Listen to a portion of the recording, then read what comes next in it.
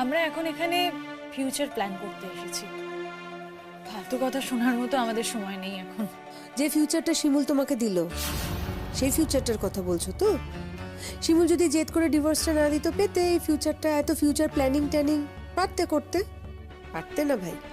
মাথা নিচু করে শীত কেটে চোর যেমন বাড়িতে ঢোকে ওরকম ভাবে ঢুকতে হতো পরাগের বাড়িতে। মাথা উঁচু করে শ্মশান বানাতে তুমি ঢুকতে পারতে না, কোনোভাবেই পারতে না। যাক, যা হয়েছে ভালোর জন্যই হয়েছে। মনে রেখো এটা কিন্তু, হ্যাঁ, যে ফিউচারটা তুমি পেলে সেটা শিমুলের জন্যই পেলে।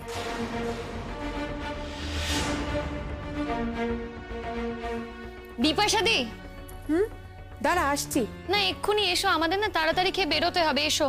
আসছি বাবা আসছি, কয়েকটা কাজের কথা একটু বলতে হবে তো, সেটা সময় মতো না বললে কথাটা বলাও হবে না, কথাটা বলার মানেও থাকবে না, গুরুত্বও থাকবে না। দাঁড়া আসছি। তবে কি জানো তো পরাগ, একটা দিক দিয়ে ভালোই হলো, শিমুল বেঁচে গেল। তোমার মতো একটা ছেলে শিমুলের মতো মেয়ে ডিজার্ভ করে না ভাই। শিমুল জাস্ট বেঁচে গেল। হ্যাঁ, সে তো বটেই, কারণ শতদ্রুর মতো একটা ছেলে আগে থেকেই যেখানে ঠিক করা আছে। তবে কি বলতো, সেখানেও কিন্তু বিপদ, কারণ শিমুলকে তো আমরা ছাড়া বাকিরা সবাই ভালোবাসে। তাই হয়তো এই শতদ্রু মা আমাদের বাড়ি বয়ে ভালোবেসে অতগুলো কথা বলতে এসেছিল। অবশ্য তুমি তো তখন ছিলে না, শুনেছো নিশ্চয়ই? হ্যাঁ শুনেছি তো, সবটা শুনেছি। আসলে কি বলতো, স্বার্থে যখন যার ঘা লাগে না সে ফিউরিয়াস হয়ে ওঠে। ঠিক যেমন তোমার স্বার্থে ঘা লেগেছিল, তুমি তাই জন্য তোমার দাদা বৌদি ডিভোর্সটা করিয়ে দিতে একেবারে উঠে পড়ে লেগেছিলে। এখনো তাই হয়েছে। তোমাকে আর কি বলবো, তোমার দাদা এখানে আছে, দাদার সামনে দাদাকে এই কথাটা ডিরেক্টলি বলি। শোনো পরাগ, একটা কথা তুমি জেনে রেখো ভাই, একটা দিন আসবে এরকম তুমি নিজের কৃতকর্মের জন্য না শিমুলের কাছে হাত জোর করে গিয়ে ক্ষমা চাইবে। খুব দেরি নেই সেই দিনটা আসতে। সেদিন তুমি বুঝতে পারবে শিমুল তোমার জীবনে কি ছিল। আর একটা কথা কি বলতো, যা হয়েছে সেটা একদিকে ভালোর জন্যই হয়েছে। এই যে প্রিয়াঙ্কার মতো একটা মেয়ে তোমাদের জীবনে, তোমাদের পরিবারে খুব দরকার ছিল। এইবার তুমি বুঝতে পারবে যে শিমুল কি ছিল, শিমুল তোমার জীবনে কতটা, ঠিক বুঝতে পারবে। আপনি কিন্তু এই, একদম চুপ। শিমু,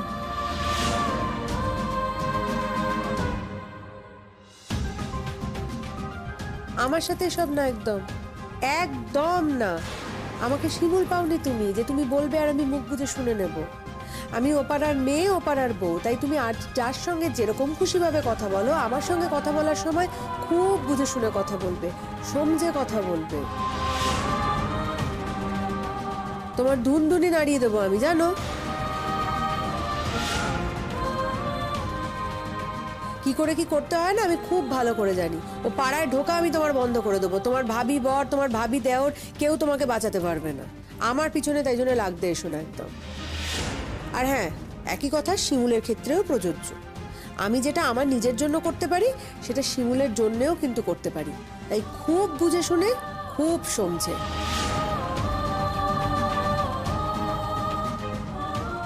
আসছি পড়া।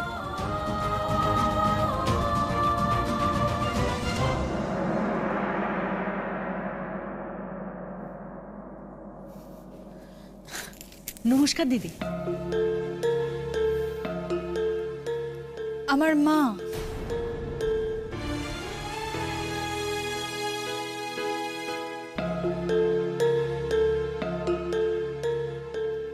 বলছিলাম যে এখনো তো আমার ছেলের হাতে ডিভোর্সের কাগজটা আসেনি, শুনবো। এর মধ্যে মেয়ের বিয়ে ঠিক করতে চলে এসেছেন? মেয়ে বড় হলে বাবা মার তো গলার কাঁটা হয়ে যায় না। মেয়ে এখানে আসা যাওয়া করছে, আবার আপনার ছেলেও ডাকছে। কি করি বলুন তো দিদি, লোকজনের সামনে তো আর মুখ দেখাতে পাচ্ছি না, তাছাড়া অন্য জায়গায় তো সম্বন্ধও করতে পারছি না।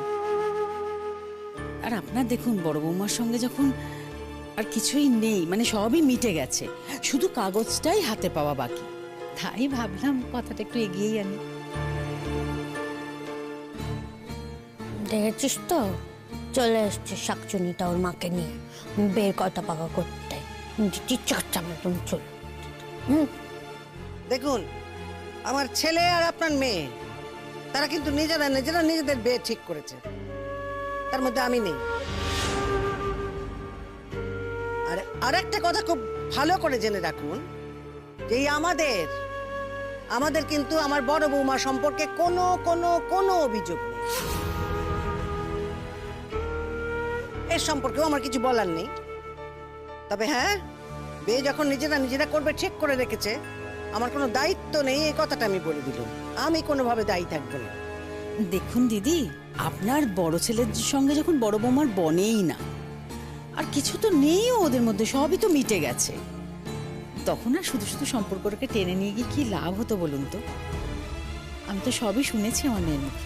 আপনি যা শুনেছেন, কিন্তু আমার কাছে আসল কথাটা শুনে রাখুন। কথাটা হলো গিয়ে, ওই আমার বড় বৌমা, সে কিন্তু আমার এই বাড়িতেই থাকে এবং থাকবে, বুঝেছেন? মনে রাখবেন। আমার মেয়ে বলেছে, আমাকে বলেছে। কি আর করা যাবে বলুন তো দিদি, ওর যখন থাকবার আর কোনো জায়গা নেই, তখন তো। কে বলেছে আপনাকে যে আমার আর থাকবার কোনো জায়গা নেই? ও মা, তুমিই পরাগের আগের স্ত্রী? বাবা, ফুঁসে উঠলে যে। দেখো দেখো মা, দেখো, তোমার যদি থাকার জায়গা থাকতো, তাহলে কি তুমি এখানে পড়ে থাকতে বলো তো? তুমি তো চলেই যেতে। থাকার জায়গা নেই বলেই না এখানে পড়ে আছো। আর দেখো, তোমার স্বামী আরেকটা বিয়ে করছে, সেই মেয়েটাই গোটা বাড়ি ময় ঘুরঘুর করবে। তোমার স্বামী আবার তার নতুন স্ত্রীকে আদর আহ্লাদ করবে। এসব কি তোমার ভালো লাগবে দেখতে বলো তো? দেখো, থাকার জায়গা থাকলে যে তুমি নির্ঘাত চলে যেতে, এখানে পড়ে থাকতে না, এটা আমি বুঝি মা। সবার জীবনে তো আর সব হয় না। তোমার স্বামীর তোমায় পছন্দ হয়নি, আর তোমার যে একটু বাটটান আছে, এটা তো আমি আমার মেয়ের মুখে শুনেছি মা। কে বলেছে কাকিমা আপনাকে যে আমার কোথাও যাওয়ার উপায় নেই বলে আমি এ বাড়িতে পড়ে আছি? আমি না এ বাড়িতে পড়ে আছি নিজের অধিকারে, তাই সবটা না জেনে কারোর ব্যাপারে কিন্তু কথা বলবেন না।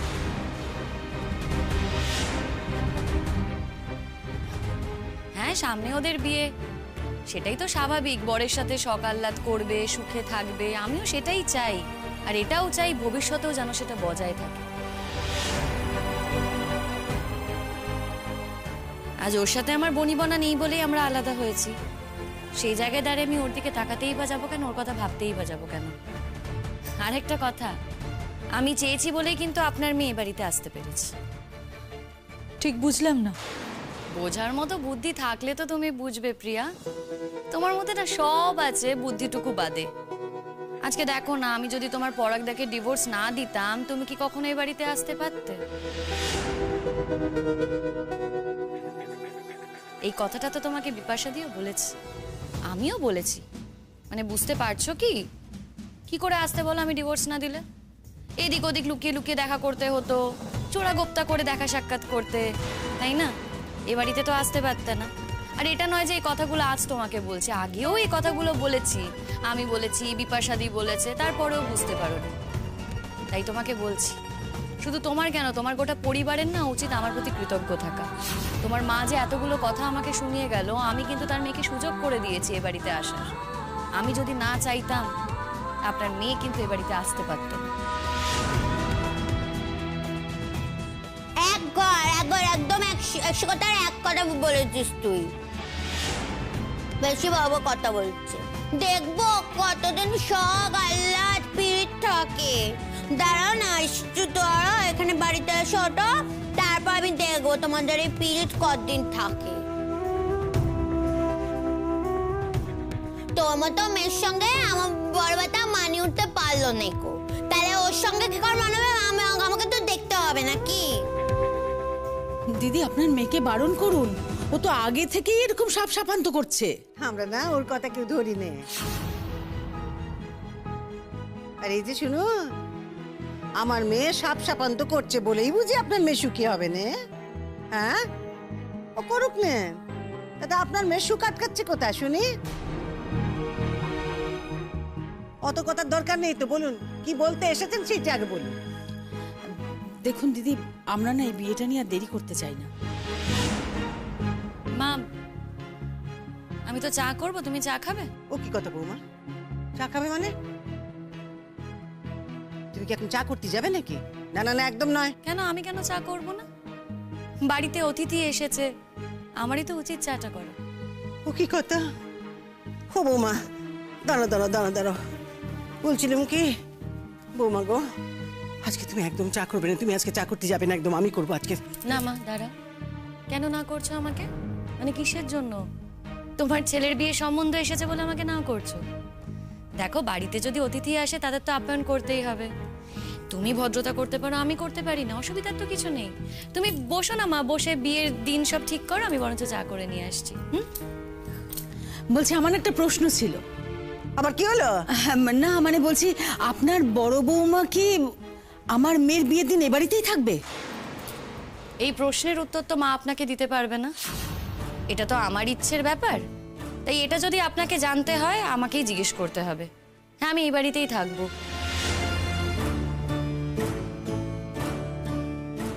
বিয়ের সময় এত কাজ মা একা ম্যানেজ করতে পারবে না। আর এই বাড়ির যে ছোট বউ, সে তো চাকরি করে, সে বাড়ির কোনো কাজ করে না। আর আমার ননদকে দেখেই তো বুঝতে পারছেন, তাকেও দেখে রাখতে হয়। আমি থাকবো এ বাড়িতে, বিয়ের সমস্ত কাজকর্ম আমি করব, ওদের পাশেও থাকবো।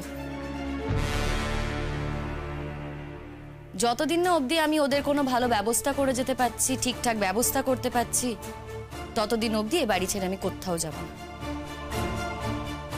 না বলছি তাই, আসলে দেখো, সমাজ সংসার লোকজন বলেও তো একটা কথা আছে না, তারা তো নানান কথা বলবে। তাহলে কাকিমা আপনিই ভেবে দেখুন আপনি ঠিক কি করবেন। এই সমাজে যেরকম আপনার মেয়েকে কথা শুনতে হবে, তেমন তো আমাকেও শুনতে হবে। যেমন আপনার মেয়েকে শুনতে হবে যে কোন বাড়িতে বিয়ে হচ্ছে, কোন বাড়ির বউ হয়ে যাচ্ছ তুমি, যেই বাড়িতে তার আগের বউ এখনো থাকে। তেমন আমাকেও শুনতে হবে স্বামী আবার বিয়ে করছে আর সেই বিয়ের কাজকর্ম তুমি করছো। তবে আমার না কোনো অসুবিধা নেই, আমার তো এই মানুষটার ওপর কোনো অনুভূতি নেই, তাই তার বিয়ের সমস্ত কাজকর্ম আমি করতে পারবো, তবে যদি মা আমাকে অ্যালাউ করে। বৌমা, কি হচ্ছেটা কি? এ সমস্ত কি কথা বলছো? আর বলো না, আমি আর নিতে পারছি না মা, আর বলো না, আর কিছু বলতে হবে না। ঠিক আছে মা, তুমি কথা বল, আমি চা করে নিয়ে আসছি।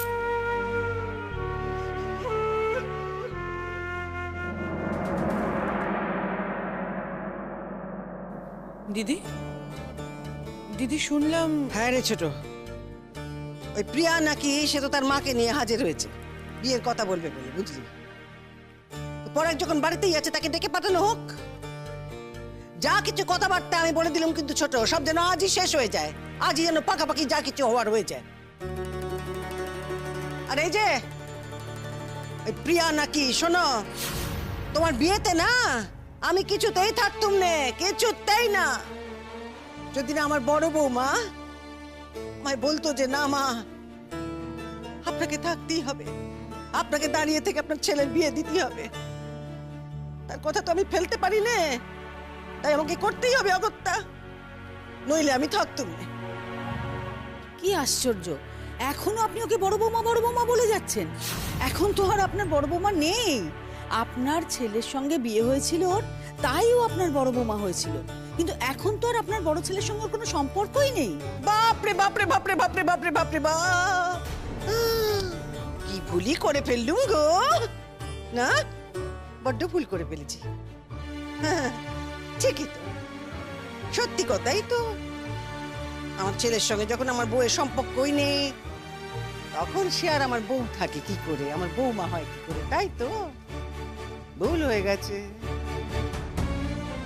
আর সেই জন্যই তো আমি তো বলছি আজকাল যে বৌমা তো আর আমার ছেলের বউ নেই গো, সে এখন আমার মেয়ে হয়ে গেছে, মেয়ে, বুঝেছেন?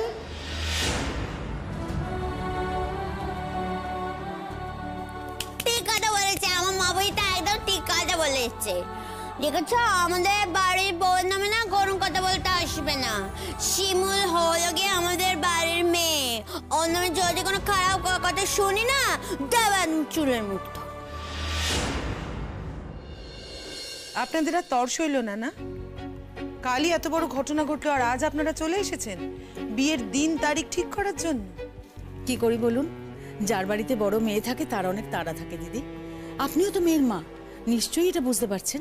তাও তো ওর বাবাকে আজকে নিয়ে আসার কথা ছিল, আসতে বারণ করলাম। আমি বললাম যে আমি দিন তারিখটা আগে ঠিক করে আসি, তারপর তোমাকে তো আসতেই হবে, কারণ আশীর্বাদটা তো করতে হবে না। আরে তোমরা কখন এলে কাকিমা? আর তুমি আবার ডাকতে পারতে তো। বসুন কাকিমা, বসুন। না আসলে আমরা একটু আগেই এসেছি, বুঝলে তো। ও, আচ্ছা, আচ্ছা। মা এসো। হ্যাঁ, বসো। বলছি প্রতীক্ষাদিরা আছে নাকি বেরিয়ে গেছে? না, ওরা তো ওই বেরোলো, একটু আগেই অফিসে বেরোলো সব। আর আমিও বেরোচ্ছিলাম, আমার তো স্কুলের টাইম হয়ে গেছে, সেই কারণে। ভালোই হলো আপনারা সকালে এসেছেন, দেখা হয়ে গেল। ইয়ে, মায়ের সঙ্গে কথা হয়েছে?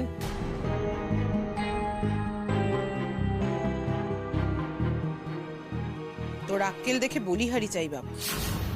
কাল এরকম একটা ঘটনা ঘটালি, সবে কোর্ট থেকে এলি, আর আজকেই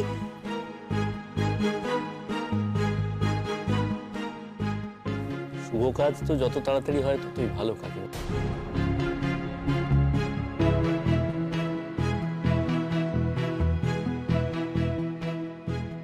কাকিমা, আপনি চা খাবেন তো? বৌমা তুমি চা করছো কেন? বারে, আমি চা করব না তার কে করবে? চাগুলো রাখলাম। কাকিমা, আপনার চাও এখানেই আছে, নিয়ে নেবে। একটু আগে শুনলেন না মা কি বললো? আমি আর এ বাড়ির বউ নই, আমি তো এখন এ বাড়ির মেয়ে, তাই আমারও কিছু দায়িত্ব আছে। তাই আমি চাটা করলাম। মাকে বললাম যে মা তুমি কথা বলো, আমি চা করে নিয়ে আসি। আচ্ছা, বলছিলাম কাকিমা, ওই বিয়ের তারিখটা নিয়ে কি কথা হয়েছে? হ্যাঁ, আমাদের একটু তাড়াই আছে। সত্যি সত্যি আমরা অবিবাহিত মেয়ে আর বেশি দিন বাড়িতে ফেলে রাখতে চাইছি না দিদি। বুঝতেই তো পারেন, লোকে নানান কথা বলছে, কি দরকার বলুন? সেই লোকে নানা কথা তো বলছে, এতদিন তো বলতো না, তাই না? এই যে আপনার মেয়ে আসা যাওয়া সমানে এ বাড়িতে আসা যাওয়া শুরু করেছিল, সে কবে থেকে? হ্যাঁ, তারপর আমার ছেলে আর আমার বউয়ের বিয়েটা ভেঙে যাওয়া, তারপরে আবার আপনার মেয়ের সঙ্গে বের কথা হওয়া, কিচ্ছু বলছিল না তো এতদিন, তাই না? কি আশ্চর্য! আপনার ছেলের সঙ্গে আপনার বৌমার বনিবনা হয় না, তার দায় কি আমার? না না না না, ও কি কথা? তার দায় তোমার হতে যাবে কেন? কিছুই তো তোমার দায় না। আরে যে এখন বিয়ের জন্য একেবারে ঝাঁপিয়ে পড়েছো, তার দায়ও বুঝি ছেড়ে ফেলতে চাও নাকি? উফ, বৌদি ভাই এসো তো আমার সাথে, এসো। কোথায়? চলো না, কথা আছে, চলো আমি না। যাবো। হ্যাঁ চলো না। কি হয়েছেটা কি? আচ্ছা বৌদি ভাই, তুমিও না পারো। বলছি ওদের ওখানে গিয়ে, মানে ওদেরকে কেন তুমি আপ্যায়ন করতে যাচ্ছ? দাঁড়াও, মিষ্টিটা সাজাচ্ছি, মিষ্টি দিতে হবে তো। দেখেছো, সত্যি বৌদি ভাই, আমি না তোমাকে মাঝে মাঝে বুঝতে পারি। আচ্ছা, এতে বোঝার কি আছে বলো তো তুতুল? এটা তো কোনো কঠিন ব্যাপার না, এটা খুব সহজ ব্যাপার। একই বাড়িতে থাকি, চোখের সামনে দেখছি বিয়ে হচ্ছে, সেই বিয়েতে আমি কোনো কাজ করব না, হাত পা গুটিয়ে বসে থাকবো, সেটা তো হতে পারে না বলো। আর অসুবিধার কি আছে? হ্যাঁ, যার সাথে বিয়ে হচ্ছে সে আমার স্বামী ছিল, কিন্তু এখন তো আর সে আমার স্বামী না, তাহলে অসুবিধার তো কিছু নেই। ঠিক কথা বলেছে। আমার ভাইটা না খুব ভাগ্য করে একটা বউ পেয়েছিল, জানিস তো? আমাদের শিমলার মতো মেয়েই হয় না, কিন্তু আমার ভাইটা মাথার তো কোনো বুদ্ধি নেই, ওই কারণেই আমার কান্দ করে বসলো, রাখতে পারলো না একদম। তাহলে দিদি আমরা এই রোববার দিনই আসছি আশীর্বাদের জন্য। বিয়ের দিন ওই বিয়ের দিনই আশীর্বাদ ফাশীর্বাদ যা কিছু হবার হোক, তার আগে আবার একটা দিন চাই কেন শুনি? না না না না দিদি, বিয়ের দিন আশীর্বাদ করা খুব অসুবিধে, মানে ও একটা ঝকমারি ব্যাপার, বুঝতেই তো পাচ্ছেন। বিয়ের দিন ওসব হবে না, আমরা ওই রবিবার দিনই এসে আশীর্বাদটা করব। আর আপনারা কিন্তু কোনো রকম কোনো খাওয়া দাওয়ার ব্যবস্থা রাখবেন না, শুধু আশীর্বাদটাই আমরা করতে আসবো। না না, এটা কি কথা বলছেন? খাওয়া দাওয়ার ব্যবস্থা তো নিশ্চয়ই রাখতে হবে। দেখুন, আমার টাকা পয়সা যা আমি পাই তার অর্ধেকটা তো মাস গেলে আমাকে দিয়েই দিতে হয়, এটা আবার সমাজ সেবার জন্য। আর তাছাড়া আমার কাছ থেকে 5 লাখ টাকা তো স্কুইজ করে নিয়ে নেওয়া হয়েছে, সে টাকাগুলো তো জমা আছে নিশ্চয়ই, সেই টাকা থেকেই হবে আশীর্বাদ, সেই টাকা থেকেই খরচা হবে। সামান্য বিবেক, সামান্য হায়া লজ্জা কিচ্ছুটি তোমার নেই? হ্যাঁ, উপরাগ কিচ্ছুটি নেই তোমার। তা লজ্জাটা কি আমার একারই পাওয়ার কথা মা? হায়া লজ্জার কথা যখন উঠছে সেটা তো বোধহয় দুপক্ষেরই সমানভাবে পাওয়া উচিত। এ বাড়িতে তোমার বড় বৌমার বয়ফ্রেন্ড শতদ্রু, তিনি তো রেগুলারলি আসা যাওয়া করেছেন একটা সময়। কই তখন তো এইসব হায়া লজ্জার কথা ওঠেনি। একদম বাজে কথা বলবে না ওর নামে। বৌমার নামে কোনো বাজে কথা নয়। আচ্ছা, তার মানে তুমি কি এখন এই কথাটাকেও মিথ্যে বলবে, তাই তো? যা সূর্যের আলোর মতো সত্যি, তাকে নিয়ে কেন শুধু শুধু? ওই একদম কোনো কথা কইবে না। আমাদের পরিবারের মধ্যে পড়ে কোনো কথা কইবে না তুমি। এখনো তো এই বাড়ির কেউ হওনি, অত কথা কিসের?